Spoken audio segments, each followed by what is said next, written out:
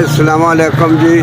मेरे नाम मोहम्मद अख्तर है। मैं पर साल सीरियस ते मेरी लत्त टुट गई। बच्चे मेरे त्रै आन भट्टे लैके पैसे ते कर्जा लाया है ते हुण इतने ही मंदिर जड़ा कर्जा पे लाउंदे कोई 250 का मैं माल पा दिता ना, जे कोई मंगिया भी कोई नहीं देंदा।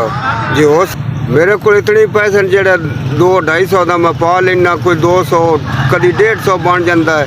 घरे का निजाम भी नहीं चलता पिया।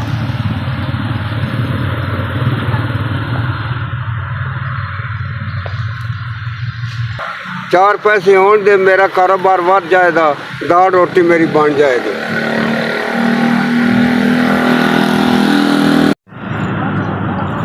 भला होवे, मैंने 5000 रुपया गलिया है।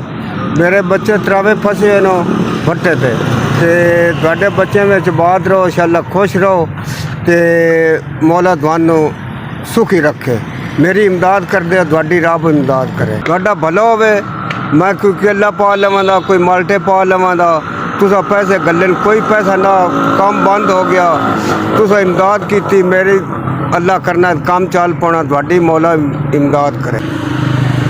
भला होवे।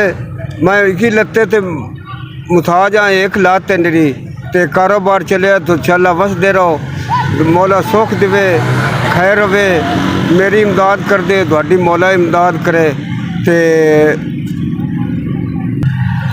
कोई मैं ताज़ा फ्रूट पवा लांदा, कोई केले, कोई माल्टे, कोई सब्जी, कोई गड्ढे मड्डे धार के ते अपना दिहाड़ अपनी कर लवां। तुहाडा भला होवे, रब तुहानू जिंदगी करे।